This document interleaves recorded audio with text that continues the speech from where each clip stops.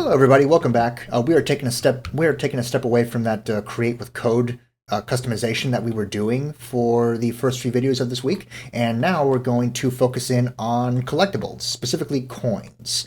So yeah, let's go ahead and get started. First of all, the package manager that I'm about to import, I got from Professor Boyle.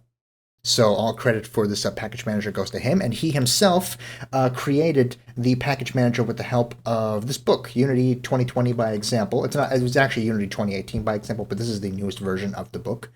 It is available on your Moodle for free. I just wanted to show you what the book is, and the fact that I included it in the in our Moodle because this helped Professor Boyle write up his little scripts for the coin collecting. So. All credit goes to this book and to Professor Boyle. So if you want to learn how to use the Unity engine more effectively, you have access to this book for free on Moodle. So let's go ahead and import in our package manager. It's going to be available. The package manager itself will also be available on Moodle. I went ahead and downloaded it already. So all we have to do is just import it in.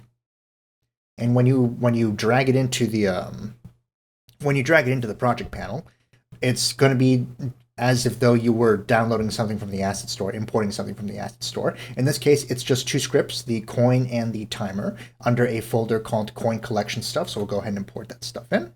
And here's our coin collection folder that we saw. Here's the coin script.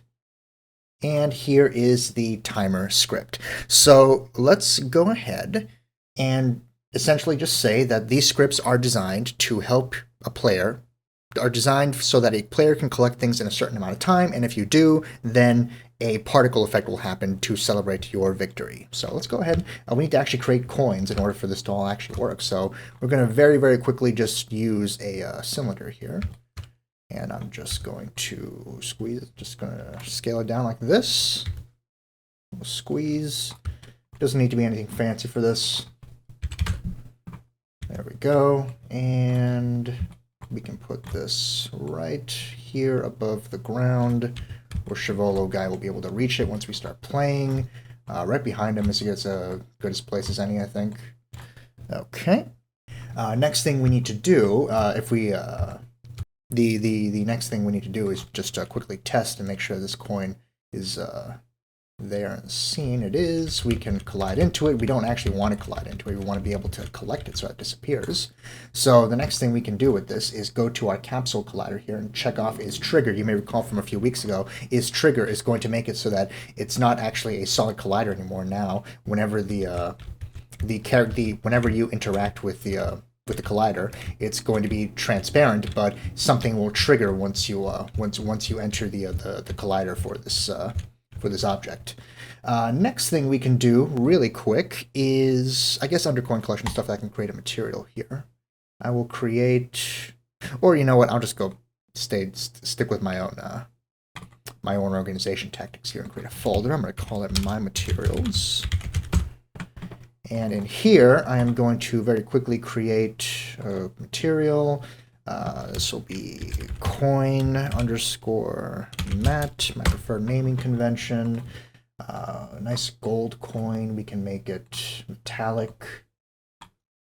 We can go ahead and attach it to the coin here. We can maybe increase the smoothness so it's nice and reflective. That's pretty cool. Nice and reflective. Wonderful. Next thing we can do is take the cylinder and actually call it a coin. So there we go. Now it's called a coin, so we can very easily find it and track it down in our hierarchy. Now that we've done all this, we've added the material, we've made the collider a trigger. We can go ahead and actually attach in those new scripts that we imported. So let's go ahead and go to coin collection. Let's go ahead and lock this in the inspector, and let's go ahead and attach the coin script right there. I'm going to put it at the bottom for organization's sake. Or I guess the material has to be at the bottom. Either way, we added the script in. Let's see what happens if I play the scene. There's the coin, and if I go through it, nothing is happening. Quick cut, it turns out that my Chivolo guy was untagged. Part of what was in this coin collection stuff were actually some tags. So I'm going to go ahead and just tag Chivolo guy with the player tag. And now if I play the scene, this time, I should... Yes, it disappears. We've collected the coin. Hooray! Alright, so let's make some more coins, shall we? No need to just stand on ceremony here. Let's go ahead and make some more coins. I'm going to make this coin a prefab. There it is. And I am just going to make some more. One. We have two now. Let's go 3, 4, 5, 6, 7, 8, 9, and 10. Just 10 different coins there. Why not? We can raise them all up a little bit, just like the first coin. 0.27. 1.27. So they're all the same height, and there we go. We have 10 coins. And now if we play the scene, we should be able to go ahead and collect all 10 coins. 2, 3, 4, 5, 6, 7, 8, 9, and 10. Perfect. 10 coins collected. Not very exciting right now because nothing is happening after we collect the coins. There's usually has to be some kind of... we need something to indicate that we've actually completed our task here, and, you know, we don't really have anything like that yet. So let's go ahead and take a look at the other script that we were given, which is the timer script. You can see that there's this script. Not only does it provide a countdown to collect the coins, but once we actually collect all the coins, we should get a little reward. So let's go ahead and let's go ahead and go to our game quit here. The game quit from week 5. You can go back to the week 5 videos to find out what this quit script is all about. But I'm going to go ahead and put this empty game object, and I'm going to include the timer here. Our max time is 60 seconds. I'm not going to I'm not going to mess with that. Instead, what I'm going to do is I'm going to open up the timer script in Visual Studio so we can get a better look at the timer script. Very specifically, we have a public variable is visible and can be changed in the inspector. Yes, this is the time, how long we have to collect the coins.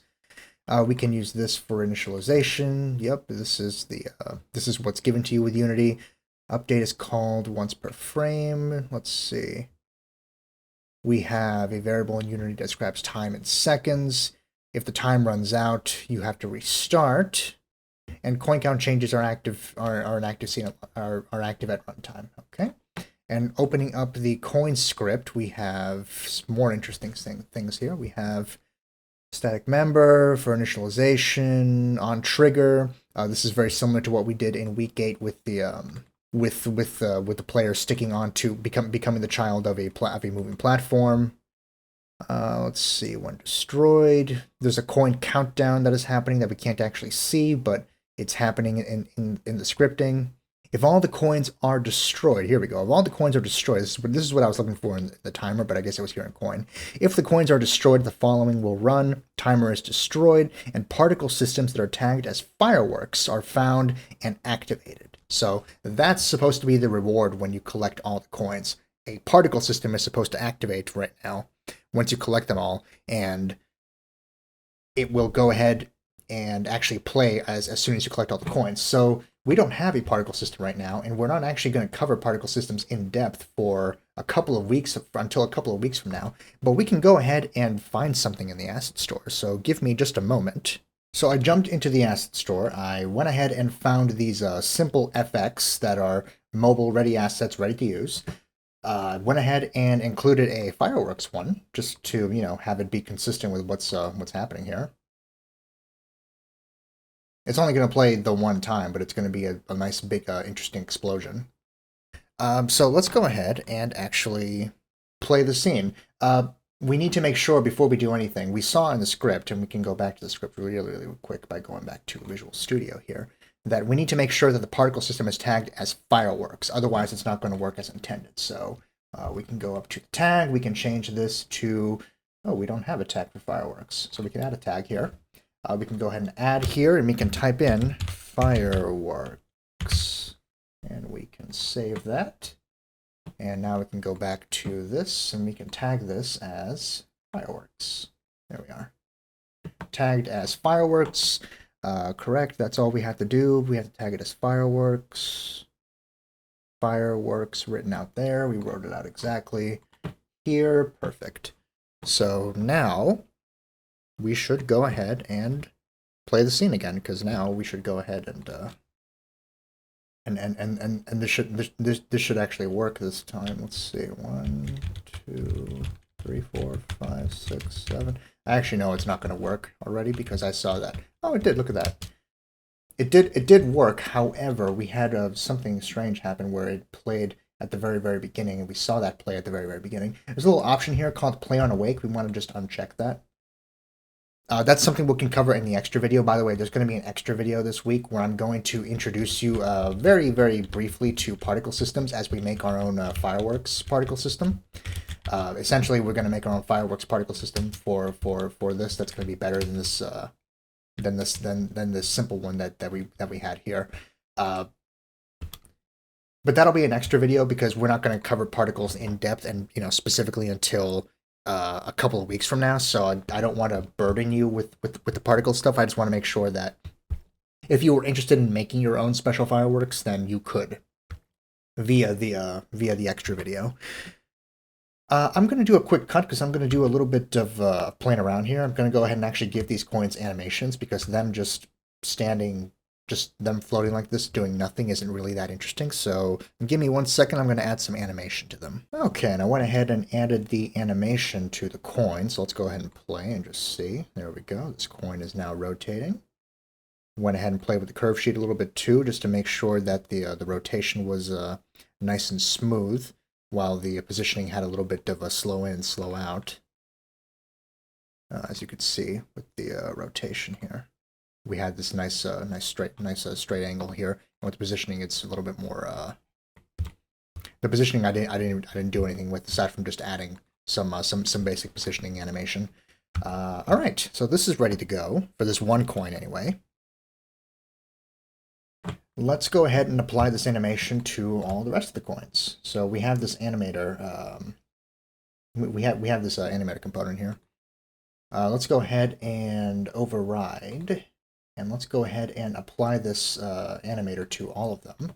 So now they should all have the animator component along with the coin animation. We can play the scene, but as we will see in just a moment, we only have one coin. Well, in actuality, we have 10 coins. They're all stacked on top of each other. And if we collect the one coin here, we will see the fireworks go off because we collected all 10 at once.